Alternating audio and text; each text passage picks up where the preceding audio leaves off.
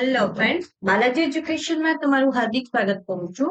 આજે આપણે જીઓગ્રાફીનો જે જીપીએસસી માં ક્લાસ 1 થી લઈ અને ક્લાસ 3 સુધીના સિલેબસમાં જે 4 ટોપિક આપેલા છે, સામાન્ય ભૂગોળ, ક્લાઇમેટોલોજી, ઓશનોગ્રાફી અને જીઓમોર્ફોલોજી, એના વિશે વાત કરીશું. આજે લેક્ચર છે એ તમારે લાસ્ટ મિનિટે રિવિઝન કરવા માટે ઇમ્પોર્ટન્ટ છે, જેથી કરીને તમારે બધા કન્સેપ્ટ એક વખત રિવાઇઝ થઈ જશે અને એક્ઝામ ટાઈમે તમારે જે 50% ઓપ્શનમાં થાય છે એ નહીં થઈ શકે. મેં એવી ટ્રાય કરેલી છે કે બધું જ તમને આપી શકું છું, મતલબ એક પણ કન્સેપ્ટ બાકી રાખવાનું નથી. અને આ ટોટલી કન્સેપ્ટ છે એ 11મા ધોરણની ટેક્સ્ટબુક પ્લસ યુનિવર્સિટી ગ્રંથ નિર્માણની જે બુક છે એમાંથી આ તૈયાર કરવામાં આવેલું છે. તો ચાલો આપણે સ્ટાર્ટ કરીએ. ઓકે, ખડકના પ્રકારો. સો હવે આપણે એ જોવાનું છે કે પૃથ્વીની જે સપાટી એટલે ભૂપૃષ્ઠ ઉપર જે આપણે મેઇનલી 5 વસ્તુ જોઈએ છે: દ્વીપ, રણ પ્રદેશ, માઉન્ટેન, ઉચ્ચ પ્રદેશ અને મેદાની ભાગ. તો એનાથી કયા કયા રચાયેલા છે? સો આપણે જોઈએ તો પ્રાથમિક જે છે એ પ્રાથમિક 2 છે, એક મહાસાગર અને એક મહાદ્વીપ. આના ઉપરથી બીજે બધા ભૂપૃષ્ઠની રચના થઈ છે. હવે સમજો તમે કે મેઇનલી આપણે ખડક છે એ 3 છે: અગ્નિકૃત ખડક, આગ્નેય ખડક કહેવાય છે આને, આગ્નેય ખડક. પછી છે પ્રસ્થળ ખડક, આના પણ અલગ પ્રકાર છે. અને પછી રૂપાંતરિત ખડક. જે રૂપાંતરિત ખડક છે હીરો છે. સો જો આપણે ખડકની જો હીરામાં નિર્માણ થવું હોય તો એને તાવ, તાપમાન, દબાણ, ઘનત્વ આ બધું જ સહન કરી અને હીરામાં તબદીલ થાય છે.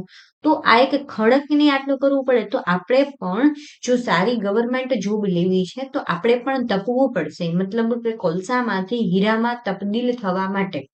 હવે તમને એવું લાગશે કે આ મેડમ છે ને ભણાવ્યા જ રાખે છે, પણ હું તમારો જે સમય છે એને બહુ કિંમતી માનું છું. હું 2-5 વાત કરું, મારી વાત કરું, આમ વાત કરું, તેમ વાત કરું, તમને 5-10 મિનિટ મજા આવશે. પણ કેવું થશે કે હું તમારી વાતમાં તમારી 15 મિનિટ 20 મિનિટ લઈ લઉં છું, 2 કલાકનો કે 3 કલાકનો લેક્ચર લઉં છું, તો તમારા માટે એ વસ્તુ બેનિફિટમાં નથી. હવે તમે જે છે એ જીપીએસસી ના સ્ટુડન્ટ છો. સો જીપીએસસી અથવા યુપીએસસી એસ્પિરન્ટ જે કાંઈ પણ વ્યક્તિઓ હોય એને કન્ટિન્યુ કન્ટેન્ટ ઉપર ધ્યાન આપવાનું છે. નો ડાઉટ તમને જ્યારે કંટાળો આવે ત્યારે તમારે વિડીયો પોઝ કરી 5 મિનિટ રેસ્ટ કરી અને પછી પાછું જોવાનું ચાલુ કરવાનું છે. કારણ કે આ જે આખું પાર્ટ છે આની અંદર મેં ધોરણ 11 અને યુનિવર્સિટી ગ્રંથ નિર્માણની બુક ને ધ્યાનમાં રાખી અને આખું કન્ટેન્ટ વાંચી અને મેં તૈયાર કરેલો છે. અને મેઇનલી તમારા ક્લાસ 1 થી લઈ અને ક્લાસ 3 સુધી જેટલી એક્ઝામ લેવાયેલી છે એ એક્ઝામ અંતર્ગત મેં આખું કન્ટેન્ટ તૈયાર કરેલો છે, એ ધ્યાનમાં રાખીને. સો મેં આડાવડી વાતો એટલા માટે નથી કરતી કેમ કે તમારો સમય બહુ કિંમતી છે. તમારે બીજા ઘણા બધા સબ્જેક્ટ છે એ કરવાના છે.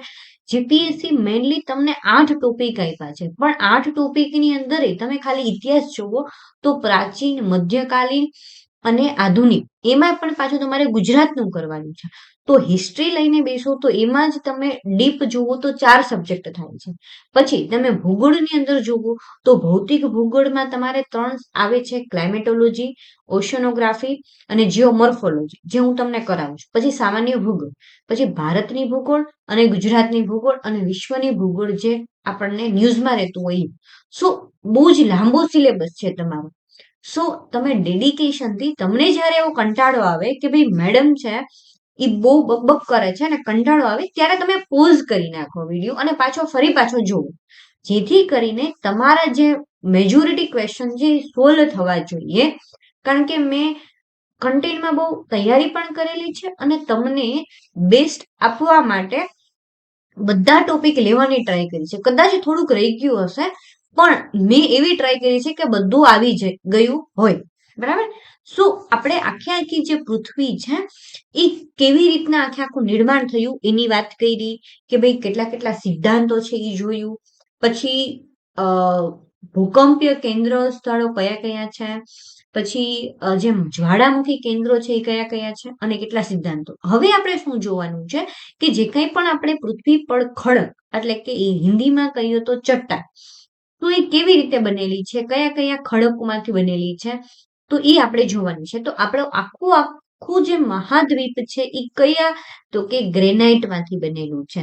અને મહાસાગર છે એ બેસાલ્ટ અને ગેબ્રો, મતલબ આનું ઘનત્વ કેવું હશે, વધારે, આનું ઘનત્વ કેવું હશે, ઓછું. બરાબર. જો હવે તમને અલગ અલગ છે, પણ તમે અત્યારે આમાં થોડુંક ધ્યાન આપો. પૃથ્વીના ઉપરનો પોપડો ઘન પદાર્થનો બનેલો છે. આ ઘન પદાર્થોનું આવરણ મૃદાવરણ એટલે કે લિથોસ્ફિયર કહેવાય છે. ઉપરનું જે આપણું આવરણ છે પૃથ્વીની અંદર, એને આપણે મૃદાવરણ કહેવાય છે. અને કેવું બનેલું છે, તો કે ઘન પદાર્થોનું બનેલું છે. તે નક્કર પદાર્થોમાં બનેલું છે. જે નક્કર પદાર્થો હોય એને આપણે ખડક કહેવાય છે. અને ખડકના મેઇનલી 3 પ્રકાર જોયું આપણે: આગ્નેય ખડક, પ્રસ્થળ ખડક અને રૂપાંતરિત ખડક. એમાંનું સૌથી પહેલા આપણે જોવાનું છે આગ્નેય ખડક. હવે એના પાર્ટ છે, પણ પહેલા આપણે જોઈએ કે આગ્નેય ખડક એટલે આને પ્રાથમિક ખડકો પણ કહેવાય છે. જ્યારે પૃથ્વીનું નિર્માણ થયું હતું જુરાસિક કાળની અંદર, અલગ અલગ જે કલ્પ મહાકલ્પની છે, શું ત્યારે પ્રાથમિક ખડકો હતા. આગ્નેય શબ્દનો મિનિંગ થાય છે અગ્નિથી બનેલા, અને પૃથ્વીના પેટાળ ગરમ હોવાથી તેનું લાલચોળ તત્વ મેઘમાં વિવિધ રૂપે ઠરવાથી બનતા ખડકોને આગ્નેય ખડકો કહેવાય છે. લાલચોળ હોય છે અને બહાર આવે, એને ઉત્પત્તિ થઈ છે આ ખડકની, તો એને પ્રાથમિક ખડક કહેવાય છે. હવે આના બીજા 2 ટાઈપ છે. એક આંતરિક આગ્નેય ખડક, આ પૂછાયેલા ક્વેશ્ચન છે. ઇવન સુપર ક્લાસ 3 અને જે ક્લાસ 3 માં જે પંચાયત બોર્ડે એક્ઝામ લીધી ને એમાં આ ક્વેશ્ચન પૂછાયેલો. તો આંતરિક આગ્નેયકૃત ખડકોમાં શું શું આવેલું છે. ફર્ધર આની અંદર 2 ટાઈપ છે. એક અંતસ્થ, મતલબ પાતાળમાં બહાર આવી ન શકે પ્રોપર, અને બીજું છે મધ્યસ્થ. અને નેક્સ્ટ છે એના પછીનું બાહ્ય આગ્નેય ખડક. બરાબર. હવે અંતસ્થ ખડક છે, આંતસ્થ ખડક, એ ગ્રેનાઇટ નું ઉદાહરણ છે. હવે આગ્નેય ખડકની રચના મેઘમાં ઠંડો પડવાથી થાય છે. જો આ મેઘમાં પૃથ્વીમાં પેટાળમાં એટલે કે વધુ ઊંડાઈએ ઠરી જાય તો આ ખડકો વધુ ઊંડાઈએ ગરમીનું પ્રમાણ વધુ હોવાથી ધીરે ધીરે ઠરતા મોટા કદમાં સ્ફટિક થાય છે. ટૂંકમાં આંતરિક એટલે કે આ એવું હોય છે કે જો સપોઝ સમજો તમે કે પૃથ્વી છે, બરાબર,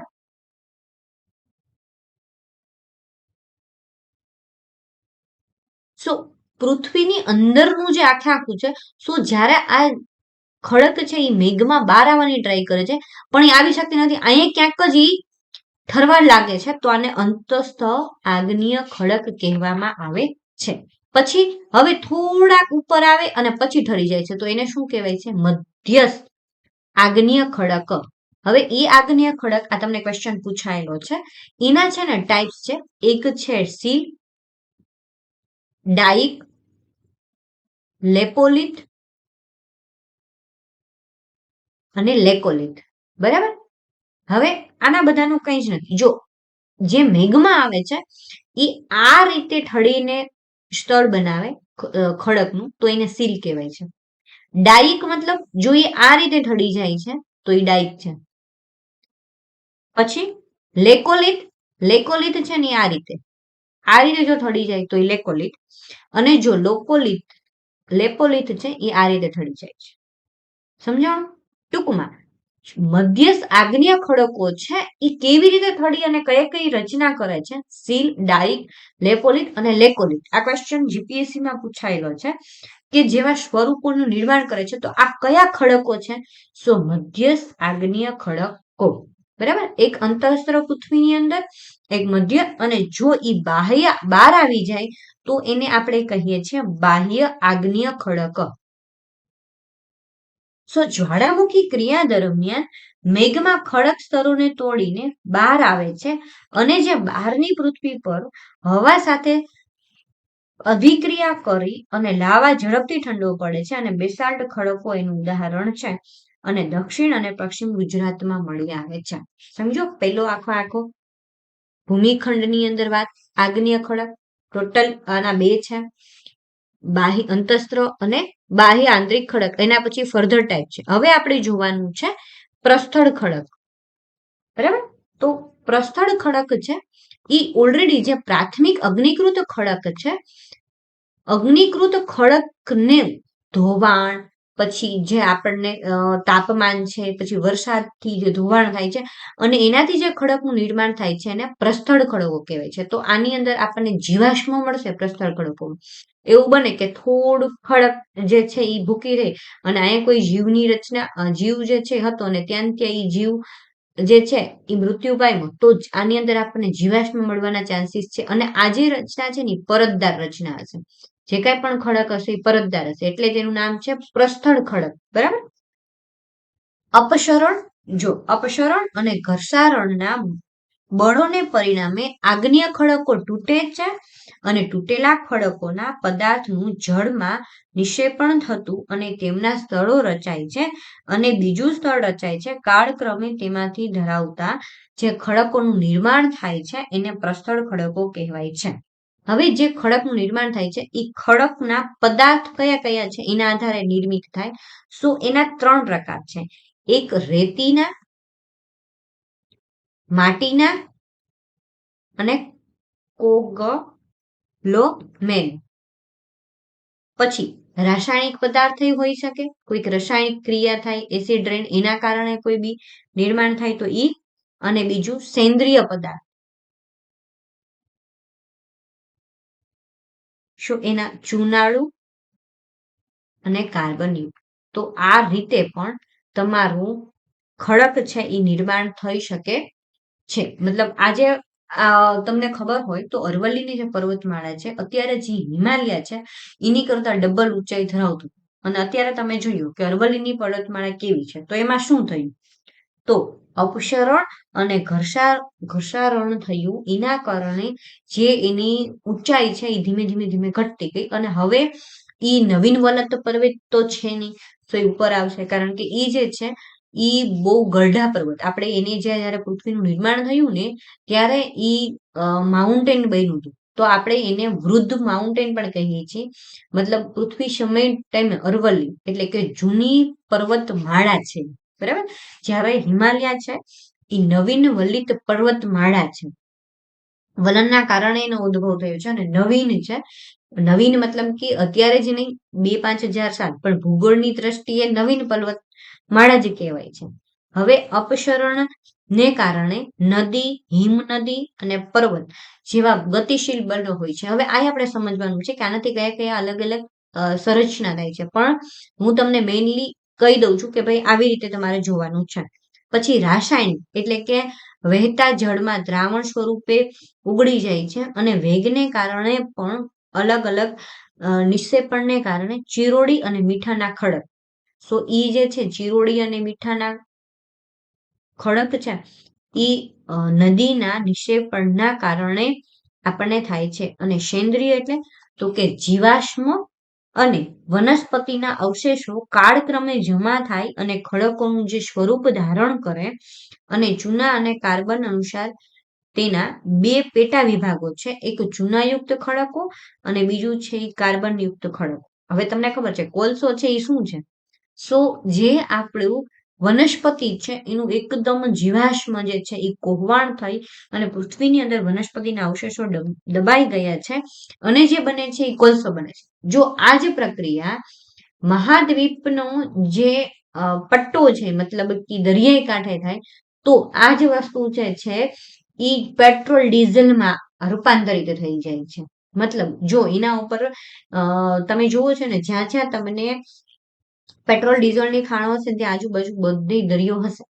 સો ઈ જ્યાં થાય તો આ જ વસ્તુ જે છે એ સેન્દ્રિય પદાર્થોને કારણે તો એ કાર્બન જે છે નિર્માણ થશે. એટલે કે અને આપણે જે થાય છે એ થાય છે કોલસાનું નિર્માણ. તો એ પૃથ્વીની અંદર જે વનસ્પતિનું કોહવાણ વર્ષો સુધીની, કરોડો વર્ષોની પ્રક્રિયા પછી આ બને છે. હું તમને આટલું ઇઝીલી કહી દઉં છું, પણ આ એવું છે. અને લાસ્ટ છે રૂપાંતરિત ખડક. રૂપાંતરિત ખડક એટલે શું? સો આગ્નેય અને પ્રસ્થળ ખડકો છે એને મૂળ બંધારણ સ્વરૂપે ન રહે અને પરિવર્તન જ પામી જાય. તો આરસપાણ છે, તો આરસપાણ તમને ખબર છે સૌથી મોંઘો આવે, મતલબ રૂપાંતરિત વ્યક્તિ હોય એની કિંમત બહુ જાજી હોય, ક્લાસ 1 2 અધિકારી બની જાય, સો એની કિંમત બહુ જાજી હોય. તો ક્વાર્ટઝાઇટ આ જે છે એ રૂપાંતરિત ખડકોનું ઉદાહરણ છે. હું તમને આનો ફોટો બતાવું, જો 1 મિનિટ. જો આ સૌથી પહેલા પ્રાથમિક છે એ અગ્નિકૃત ખડક, પછી જો આમાં પરતદાર તમને દેખાય છે રૂપાંતરિત ખડક, અને આ પ્રસ્થળ ખડક. ડન છે. હવે આ તમને શું ઇમ્પોર્ટન્ટ છે, સો તમારે ખનિજ જે તત્વો જેટલા પણ આપણને મળે છે એ આપણે પૃથ્વીના પેટાળની અંદર જે આ બહાર આવે છે એના કારણે જ આપણને અલગ અલગ ખનિજ દ્રવ્ય આપણને મળે છે. રાસાયણિકનું બંધારણ જે ધારણ કરે છે ચોક્કસ, એને આપણે ખનિજ કહીએ છીએ, બરાબર. તો ખનિજમાં બે વસ્તુ હોય છે, એક હોય છે ધાત્વિક અને બીજું હોય છે અધાત્વિક ખનિજ, જે આપણને ખનિજ મળે છે એ. સો ધાત્વિક જે છે એ લોખંડ, તાંબુ અને સોનું, જો પૃથ્વીના પેટાળની અંદરથી જ મળે છે. પછી અધાત્વિકની અંદર પોટાશ, સલ્ફર અને ફ્લોસ્પાર. ડન છે. અને કોલસો અને ખનિજ તેલ ઈંધણ તરીકે આપણે ઉપયોગ કરીએ છીએ. મેં તમને ઓલરેડી સમજાવી દીધું છે, બરાબર. નેક્સ્ટ જોવાનું છે આપણે, જો આ ખડક જે છે એ આખું, આ તો જો કે બીજું છે, આ જે છે ને ખોટું છે. ખડકના પ્રકાર આ ભૂમિ સ્વરૂપે છે આખા. હું તમને હમણાં સમજાવીશ કે કેવી રીતના વર્ક કરે છે. ખંડ પર્વતો, પછી આ જે છે એ ભ્રંશ ઘાટી છે, જો ખીણ છે આખી દેખાય છે. પછી તૃતીય શ્રેણીના એ જે આપણે વાર છે, પણ અહીંયા ખડકના પ્રકાર નહીં, આ રીતે જોવાનું છે. પછી 1 મિનિટ,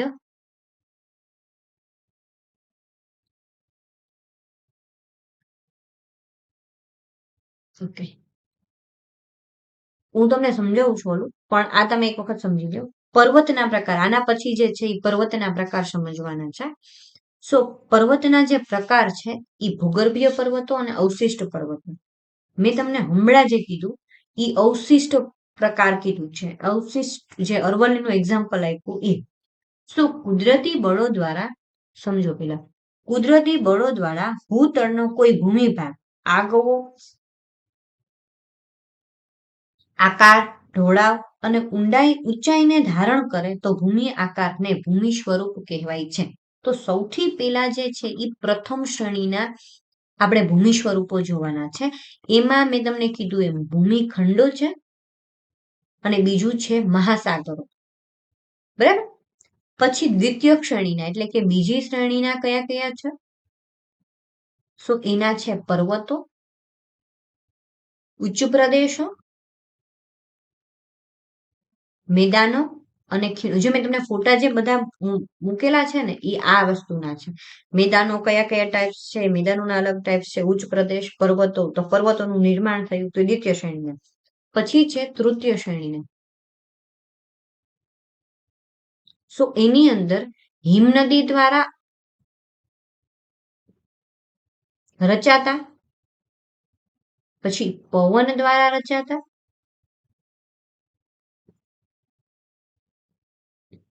પછી ભૂમિગત જળ દ્વારા અમુક સંરચનાનું થાય છે,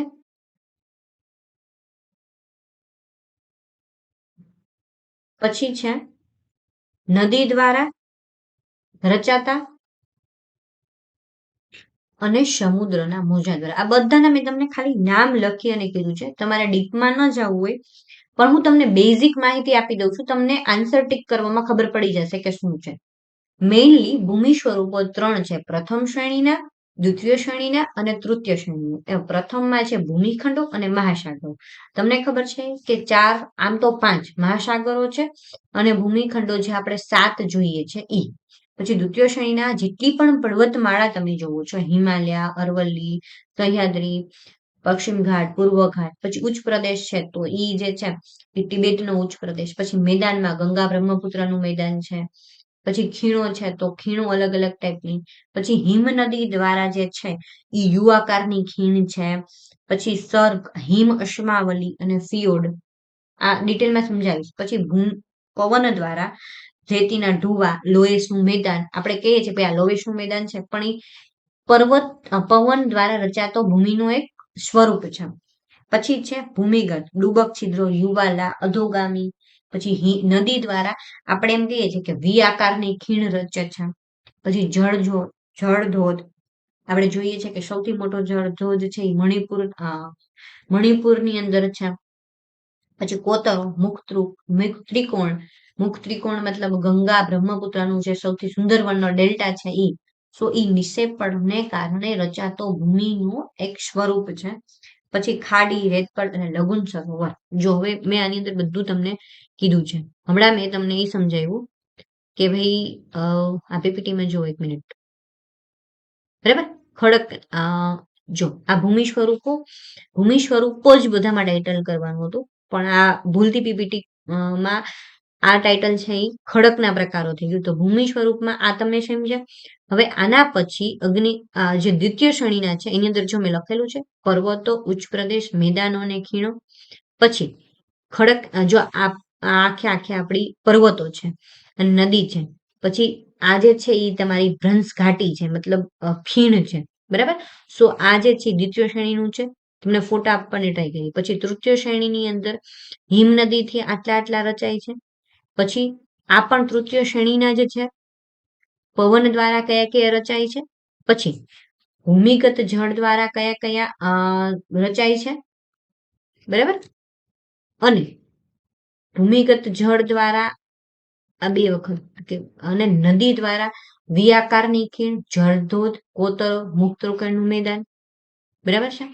પછી પર્વતો આપણે ડિટેલ્સમાં જોશું કે પર્વતોના પ્રકાર શું છે, કેવી રીતના પર્વતોનું જે છે એમાં જો આ જે છે આ ભૂગર્ભીય પર્વત છે એમાં ગેડ પર્વત, પછી ખંડ પર્વત, ઘુમટાકાળ પર્વત અને જ્વાળામુખી પર્વત, 4 પર્વતો છે. અને પછી જે છેલ્લા છે અવશિષ્ટ પર્વત.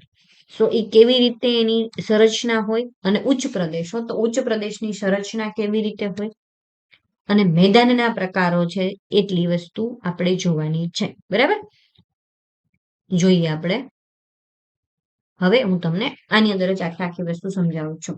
સૌથી પહેલા આપણે જોઈએ પર્વત, મુખ્ય ભૂમિ સ્વરૂપ. 2 તો આપણે જોઈ લીધું, પણ દ્વિતીય શ્રેણીમાં પેલું આપણે જોવાનું છે પર્વત. સો પર્વત છે એ પૃથ્વી સપાટીમાં 26% જેટલો ભાગ છે એ પર્વત છે. બીજી વસ્તુ, સમુદ્ર સપાટીથી આશરે 900 મીટરથી વધુ ઊંચાઈ ધરાવતા ઊંચા નીચા ઢોળાવો અને સાંકડા શિખર ક્ષેત્રો ધરાવતા ભૂમિ સ્વરૂપને પર્વત કહેવાય છે. પર્વત કોને કહીશું કે સમુદ્ર જે સપાટી છે મેં ફિક્સ કરી નાખી, ભાઈ કે આ જે છે એ સમુદ્રની સપાટી. હવે સમુદ્ર સપાટીથી જે 900 મીટરની જે વધુ ઊંચાઈ ધરાવે એવું 900 મીટર, એને આપણે શું કહેશું, પર્વત કહેશું. હવે પર્વતના પ્રકારોની અંદર મેઇનલી 2 છે, એક ભૂગર્ભીય પર્વત અને બીજું જે છે એ અવશિષ્ટ પર્વત. તો ભૂગર્ભીય પર્વતની અંદર છે ગેડ પર્વત. ગેડ પર્વત મતલબ આપણે સમજીએ કે 2 ભૂસંનતિ ધરાવતી ભૂસંચલનના કારણે જે સ્થિતિજ દિશાઓમાં લાગતું દબાણ છે અને જે આકારથી ગેડ પડે છે, સો એને આપણે કહીએ છીએ ગેડ પર્વત. અને જે સૌથી પ્રાચીન પર્વત છે આપણે કયો ભારતની અંદર અરવલ્લીની પર્વતમાળા છે તો એ ગેડીકરણનું ઉદાહરણ છે. જો એ કેવી રીતે હશે, આ સપોઝ પૃથ્વીનો જે એક ભાગ છે, બરાબર. સો આ રીતે એમાં ગેડ પડશે, જે પર્વતમાળાની અંદર છે ને આની આખી માઉન્ટેન હશે તો ગેડ પર્વત કહેવામાં આવે છે. ગેડ પર્વત અરવલ્લીનો છે. અને નવા જે ગેડ પર્વત છે, તો નવા ગેડ પર્વત જે છે એ કોણ છે, તો હિમાલય, એન્ડીઝ, રોકીઝ અને આલ્પ્સ. હિમાલય, એન્ડીઝ ઉત્તર અમેરિકાની અંદર, દક્ષિણ અમેરિકાની અંદર છે રોકીઝ, અને આલ્પ્સ છે એ યુરોપની અંદર. તો આ બધા નવીન પર્વત કહેવાય છે, બરાબર, ગેડીકરણને કારણે. નેક્સ્ટ જે છે ઈ છે તમારું ખંડ પર્વત. સો ખંડ પર્વત મતલબ શું, ખંડ પર્વત પૃથ્વીના આંતરિક બળોને કારણે કેટલીક વાર ભૂસપાટીના ખડકોમાં ફાટ કે સ્તરભંગ થાય છે અને બે ઊભા સમાંતર સ્તરભંગના વચ્ચેનો ભૂમિભાગ ભૂસંચલનને કારણે ઉચકાઈ આવે છે અને સ્તરભંગોમાં મધ્ય ભાગ સ્થિર રહે છે અને એની આસપાસનો ભૂમિભાગ નીચે બેસી જાય છે ત્યારે જે પર્વતનું નિર્માણ થાય છે એને ખંડ પર્વત કહેવાય. તમને સમજાવવું નહીં હોય પણ હું સમજાવી દઉં. જો સપોઝ આ બે આવી રીતે છે, બરાબર, આખું. હવે શું થશે, આ વચ્ચે ફાટકીણ છે અને ફાટકીણ છે આ થોડુંક અંદર ઘસાઈ જશે અને આ જે છે એ ખંડ પર્વત ઊંચું આવી જશે. સો એવું બળ લાગશે કે આ નીચે આવી જશે, ફાટકીણની રચના થશે અને અહીંયા જે પર્વતમાળાનું નિર્માણ થશે એને કહેવાય છે ખંડ પર્વત. અને એ ખંડ પર્વત કયો છે? સો નર્મદાની અંદર જે આપણે ફાટકીણ જોઈએ છે, વિંધ્યાચલની શ્રેણી અને સાતપુરા શ્રેણી, તો એની અંદર શું થયું છે કે ભાઈ આ જે છે એ નીચે આવી ગઈ છે ફાટકીણ અને આ જે બે પર્વત જે છે વિંધ્યાચલની પર્વતમાળા અને સાતપુરા પર્વતમાળા, તો એ શું છે? ખંડ પર્વતનું ઉદાહરણ છે. બરાબર. પછી છે ઘૂમટાકાર પર્વત. તો ઘૂમટાકાર પર્વતમાં શું છે? પૃથ્વીના પેટાળમાં રહી ગયેલો મેઘમાં બહાર નીકળવા પ્રયત્ન કરે છે પણ ઉપર નક્કર ખડકો તેમાં અવરોધરૂપ બને છે અને મેઘમાના દબાણથી ઘુમ્મટ આકારે ઊંચું આવી જાય છે. મતલબ જે આકારે ઉપર આવતો હોય એ જ આકારે. જો આ ઘુમ્મટ આકાર છે, બરાબર, એનું. સો અહીંયા જ એ પર્વતમાળાનું નિર્માણ થઈ છે તો એને ઘૂમટાકાર પર્વત કહેવામાં આવે છે. રાજસ્થાનનું યાત્રાધામ સુનદા માતા પાસે આવેલી પર્વત શ્રેણીઓ. અને આપણે આની પહેલા હમણાં મેં તમને જ્વાળામુખી કરાવ્યું ત્યારે મેં તેમને એમ કીધું કે ભાઈ જ્વાળામુખી પણ પર્વતમાળાનું નિર્માણ કરે છે. સો જ્વાળામુખી પ્રસ્ફોટન સમયે પૃથ્વીના પેટાળમાંથી લાવા, રાખ, ખડક અને ટુકડાઓ વગેરે બહાર આવે છે અને જે પર્વતોનું નિર્માણ થાય છે તો એ પણ શું છે? જ્વાળામુખી પર્વત. જો અહીંયા આ બધા પર્વતનું નિર્માણ થાય તો એને જ્વાળામુખી પર્વત કહેવાય છે. સો કયો કયો છે? કેનિયાનો કિલીમાંજારો, જાપાનનો ફુજિયામા, મેક્સિકોનો પોપોકેટીપેલેસ, ઇક્વાડોરનો કોટોપાક્ષી, ઇન્ડોનેશિયાનો ક્રાટાટોવા. સો આવા પર્વત જે છે એ જ્વાળામુખી પર્વતથી નિર્મિત છે. અને બીજું છે અવશિષ્ટ પર્વત. તો અવશિષ્ટ પર્વત એટલે શું થાય? જે અત્યારે થોડોક જ ભાગ રહ્યો હોય એને આપણે અવશિષ્ટ પર્વત કહીએ છીએ. સો અવશિષ્ટ પર્વત જે છે એ વિંધ્યાચલ, પશ્ચિમ ઘાટનો જે ભાગ છે એ પૂર્વા ઘાટ અને પારસનો, જે અત્યારે થોડોક શેષ ભાગ રહ્યો હોય. બરાબર. પછી નેક્સ્ટ શું કરવાનું છે આપણે વાત? ઉચ્ચ પ્રદેશ. જો ઉચ્ચ પ્રદેશના પ્રકારો જોવાના છે. સો ઉચ્ચ પ્રદેશ કોને કહેવાય, એના કેટલા કેટલા પ્રકાર છે અને શું છે એ જોવું આપણે એમાં. સો સમુદ્ર સપાટીથી આશરે 180 મીટરથી વધુ ઊંચાઈ જેની હોય એ આપણે સીધા શિખર વાળા જે ઉચ્ચ પ્રદેશ હશે ને આ રીતના હશે. બરાબર.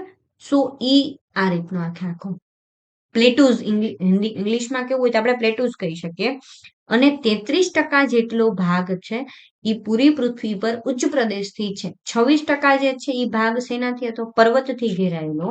અને ઉચ્ચ પ્રદેશથી જે છે એ 33% ભાગ છે. હવે આની અંદર પેલો ભાગ છે આંતર પર્વતીય ઉચ્ચ પ્રદેશ. મતલબ એવો ઉચ્ચ પ્રદેશ જે ચારે બાજુથી પર્વત શ્રેણીઓથી ઘેરાયેલો હોય તેને આંતર પર્વતીય ઉચ્ચ પ્રદેશ કહેવાય છે. મતલબ કેવો ઉચ્ચ પ્રદેશ કે ચારે બાજુ એની પાસે શું હોય? પર્વત હોય અને વચ્ચે એક ઉચ્ચ પ્રદેશનું નિર્માણ થઈ ગયું હોય.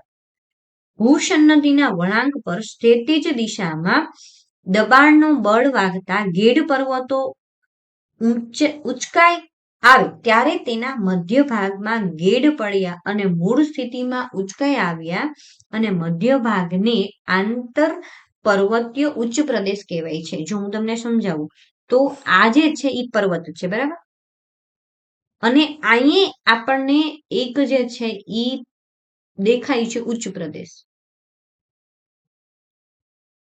અને અહીંયા પાછો પર્વત છે, બરાબર. આને શું કહેવાય? આંતર પર્વતીય ઉચ્ચ પ્રદેશ, બરાબર. એમાં ભારતની ઉત્તરે કોણ આવેલું છે? તિબ્બતનો ઉચ્ચ પ્રદેશ, અને હિમાલયની શ્રેણીની અંદર આવેલો છે. તો આ ઉચ્ચ પ્રદેશ તિબેટનો છે, આ રીતે છે. પછી બીજો જે છે એ પર્વત પ્રાંતીય, મતલબ જુઓ કે આ પર્વત છે, બરાબર.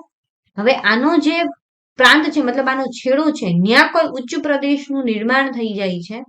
ઉચ્ચ પ્રદેશનું જે આ રીતના હોય છે, તો એનું નિર્માણ થઈ જાય છે, તો આને કહેવાય છે પર્વત પ્રાંતીય ઉચ્ચ પ્રદેશ. દક્ષિણ અમેરિકામાં પેટેગોનિયાનો જે ઉચ્ચ પ્રદેશ છે એ આનું ઉદાહરણ છે. પછી છે ખંડીય ઉચ્ચ પ્રદેશ. ખંડીય ઉચ્ચ પ્રદેશમાં કેવી રીતે હશે? દક્ષિણ ભારતનો જે આખો ઉચ્ચ પ્રદેશ છે એ ખંડીય ભારતનો ઉચ્ચ પ્રદેશ છે. પૃથ્વીના પેટાળમાં થતી મંદ ભૂસંચાલનની ક્રિયાના પરિણામે જ્યારે સમગ્ર ભૂમિખંડ કે તેનો ઘણો મોટો ભૂભાગ સમતલ સપાટીએ જ ઉચકાઈ જાય તો એને ખંડીય ઉચ્ચ પ્રદેશ કહેવાય. મતલબ આ કોઈ પર્વતની નહીં, આખે આખો પોતે જ ઉચકાય અને આખે આખો આમ જે છે એ નિર્માણ કરી દે છે. આજે છે ઈ તમારો છે ખંડીય ઉચ્ચ પ્રદેશ. ખંડીય ઉચ્ચ પ્રદેશ. દક્ષિણ ભારત જે છે એ પૃથ્વી ભૂસંચલનને કારણે આપોઆપ પોતે જ ઊંચો આવી ગયો છે, એટલે દક્ષિણ ભારતનો ઉચ્ચ પ્રદેશ છે એ ખંડીય ઉચ્ચ પ્રદેશ છે. અને ગ્રીનલેન્ડનો ઉચ્ચ પ્રદેશ પણ આ જ રીતે નિર્માણ થયેલો છે. નેક્સ્ટ છે કિનારાનો ઉચ્ચ પ્રદેશ, મતલબ કોઈ કિનારો હોય એના જે ઉચ્ચ પ્રદેશનું નિર્માણ થાય ઈ. તો ભૂસંચલનની સમુદ્ર કિનારે નજીકના પ્રદેશોમાં સમુદ્ર સપાટીથી વધુ ઊંચાઈ સુધી ઉચકાય અથવા તો ભૂમિખંડો તટવર્તી પ્રદેશો નીચે બેસી જવાથી, જો ભૂમિના તટવર્તો નીચે બેસી જાય અથવા તો સમુદ્ર સપાટી ઉચકાઈ જાય અને જે પ્રદેશ આખો નિર્મિત થાય એને કહેવામાં આવે છે કિનારાનો ઉચ્ચ પ્રદેશ.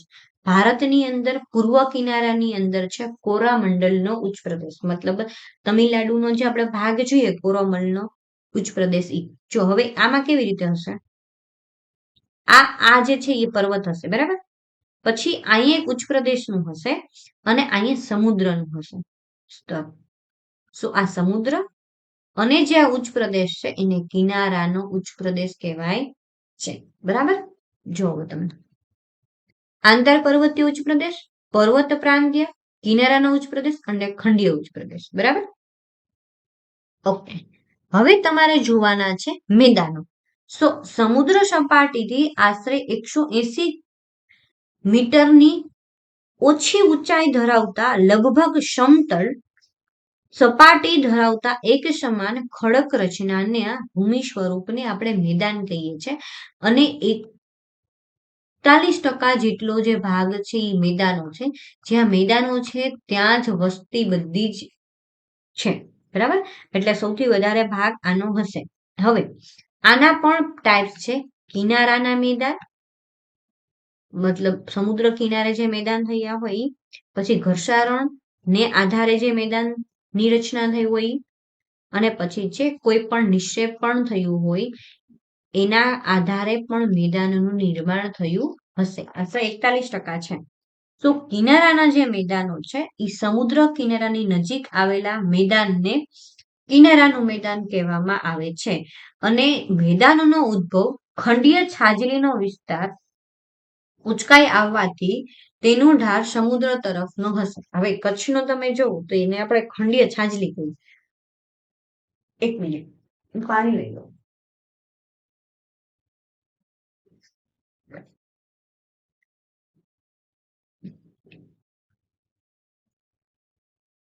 તો એને આપણે કહેવાનો છે કિનારાનો ઉચ્ચ પ્રદેશ, કિનારાનું મેદાન. ભારતમાં મલબારનો તટ અને જાપાનનો પૂર્વ કિનારો એ કિનારાનું મેદાન છે. અને આ જે આનો ઢાળ છે ને આપણને સમુદ્ર તરફ જોવા મળશે. એને કિનારાનું મેદાન કહે છે. નેક્સ્ટ છે ઘર્ષણને કારણે જે મેદાન છે, એટલે કે મેદાનોનું જે ધોવાણ અને ઘર્ષારણ બળો જેવા કે નદી, હિમનદી, પવન, એના કારણે જે પોચા ખડકો ઝડપથી ઘસાઈ જાય છે અને જે મેદાનની રચના થાય છે એને ઘસારણનું મેદાન કહેવામાં આવે છે. અને આનું એક મેદાન છે એને પેની પ્લેન કોને કહેવાય?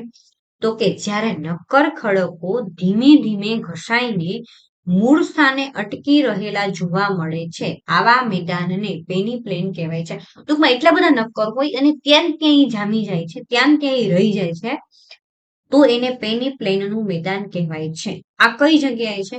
તો કે દિલ્હીની પશ્ચિમે આવેલો અરવલ્લીનો પ્રદેશ, નદીના ઘસારણને કારણે. હવે તમને ખબર હોય ને તો ખાદર, ભાંગર, તરાઈ આ મેદાનોની સંરચના છે, પણ આ આપણે ભારતની ભૂગોળ કરશું ત્યારે જોવાનું છે. નેક્સ્ટ છે નિક્ષેપણ નદીને કારણે. સો ગતિશીલ બળ જે છે એ નિક્ષેપણ મતલબ શું? એક જગ્યાએથી બીજી જગ્યાએ લાવો. આપણે ગંગા બ્રહ્મપુત્રનો આખો જે ડેલ્ટા બને છે એ શું છે? કાપનું આપણે કહીએ છીએ કે ભાઈ ત્યાં આખું કાપની જમીન અને ત્યાં વધારે પડતું જે છે એ કૃષિ શક્ય બને છે. શું કામ? કારણ કે ઔષધ બધા લઈને આવે છે. અને ગંગા અને બ્રહ્મપુત્રનું જે આખું મેદાન છે એ કાપના મેદાનની અંદર અને મેંગ્રુવનો બહુ જ મોટો વિસ્તાર છે. તો એ શેના કારણે? તો કે કોઈ ગતિ છે એના કારણે. નદી, હિમનદી અને પવન દ્વારા નિક્ષેપણ કાર્ય થાય છે અને જે લાવેલો વહન બોજ છે તે ક્ષમતામાં ઘટાડો કરે છે અને પછી બધી જગ્યાએ મૂકતું જાય છે. એને કહેવામાં આવે છે નિક્ષેપણનું મેદાન. અને આ જે મેદાન બને છે એ પંખાકાર રચનામાં જ પંખા આકારે જે આખી રચના કરી નાખે છે. જો આપણા જે જૂના પંખા હતા એ રીતે આખી પંખાકાર રચના કરી નાખે છે. એને પંખાકાર મેદાન કહેવાય છે. અને જ્યારે પાણીનો કિનારો હોય ને આજુબાજુ પૂર આવવાથી પાણી ફેલાઈ જાય તો એને પૂરનું મેદાન કહેવામાં આવે છે. અને મુખ ત્રિકોણનું મેદાન, મેં તમને જે બ્રહ્મપુત્ર અને ગોદાવરી, ભારતનું ગંગા, આ જે છે એ મુખ ત્રિકોણનું મેદાન છે. અને હિમ નદીના નિક્ષેપણ દ્વારા જે રચાય છે એને કહેવાય છે ડ્રિફ્ટ પ્લેન મેદાન. બરાબર, આ યાદ રાખજો બધું. કેનેડા અને નોર્વેમાં સ્વીડનના ગ્રીનલેન્ડનું આખું ડ્રિફ્ટ, ટૂંકમાં હિમ નદી દ્વારા આખું મેદાનની રચના થઈ છે. પછી છે લોએસનું મેદાન. પવન ઘસારણ કાર્ય દ્વારા પ્રાપ્ત થયેલો વહન બોજ અવરોધ આવતા પવનનો વેગ ધીમો પડી અને જે નિક્ષેપણ કરે છે એને લોએસનું મેદાન કહેવાય છે. ટૂંકમાં પવન આવે છે અને રેતીના જે કણો છે એ જ્યાં એક જગ્યાએ પથરાઈ જાય છે અને જે મેદાનની રચના કરે છે એને કહેવાય છે લોએસનું મેદાન. બરાબર. અને માનવની 75% માનવ વસવાટ છે એ આ મેદાનની અંદર કરે છે. બરાબર. પછી જે ભૂમિ સ્વરૂપની જે પ્રક્રિયા છે એની અંદર જે આ મેઇન છે, બરાબર, મેદાન, ઉચ્ચ પ્રદેશ, ખીણ, આ બધી વસ્તુ જોઈએ આપણે, પર્વતમાળા. હવે આની અંદર પણ જે કાંઈ પણ સ્થાયી બળો છે એનું ખવાણ અને ધોવાણ થાય છે. એમાં ભૌતિક ખવાણ, રાસાયણિક ખવાણ, અને એની કારણે અલગ અલગ જે છે એ બળોના નિર્માણને કારણે અલગ અલગ રચના થાય છે. રાસાયણિક ખવાણથી જે રચના થાય છે, તો રાસાયણિક ખડકથી કઈ રચના થાય છે? જો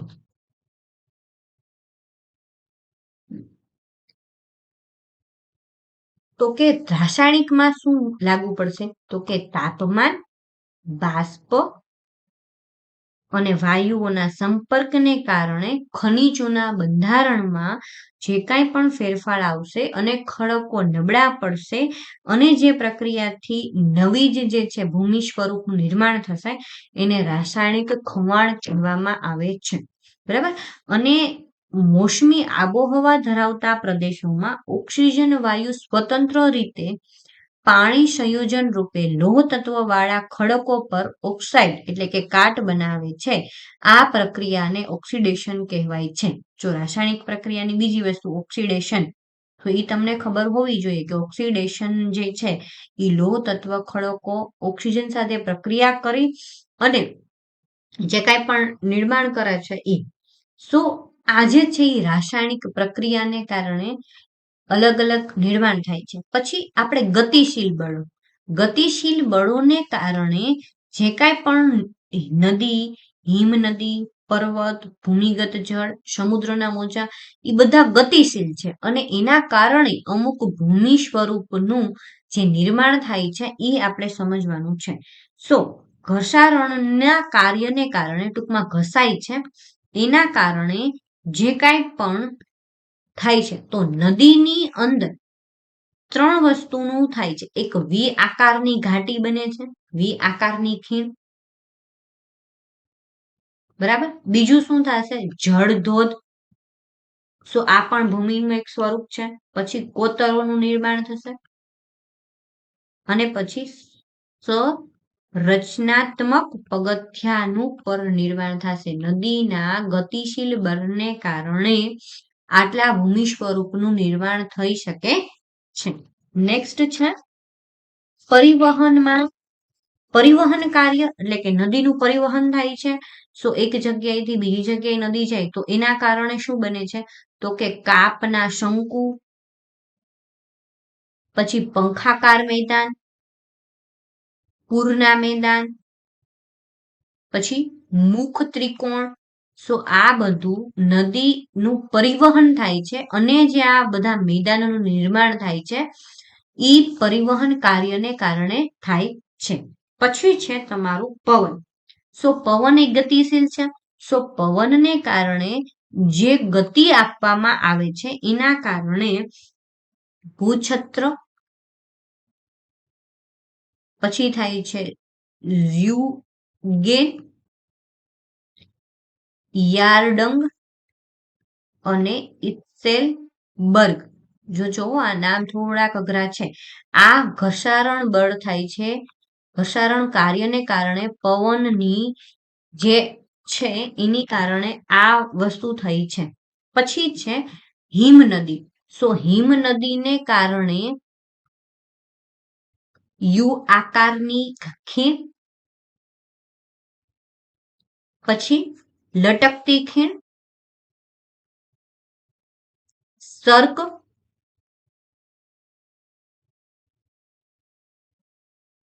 એરેરેટી અને ફિયોલ. બરાબર. પછી ભૂમિગત જળને કારણે જે કાંઈ પણ થાય છે, ભૂમિગત જળને કારણે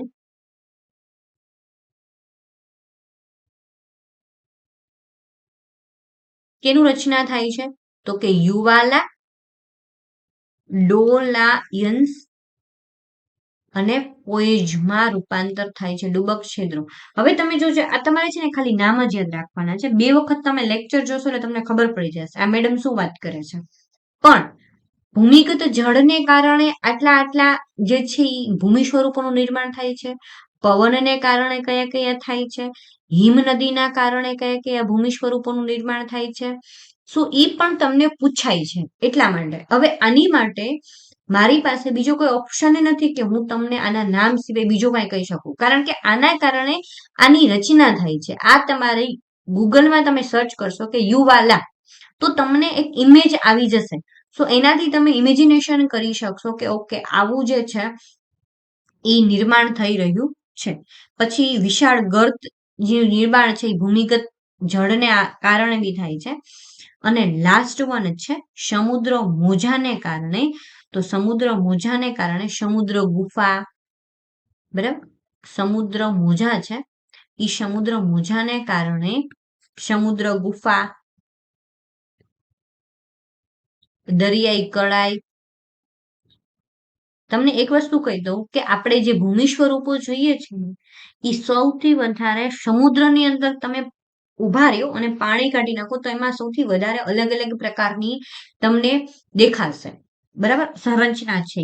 પછી લઘુ ખાડી. આ સમુદ્ર મોજાને કારણે બનતી સંરચનાઓ છે. આ અહીં તમારું જીઓમોર્ફોલોજી કમ્પ્લીટ થાય છે. શું ભણ્યા આપણે? તો મેં તમને પૃથ્વીની આંતરિક સંરચનામાં 4 પેલા અલગ અલગ સિદ્ધાંતો અને 5મો પ્લેટ વિવર્તનિકનો સિદ્ધાંત સમજાવ્યો.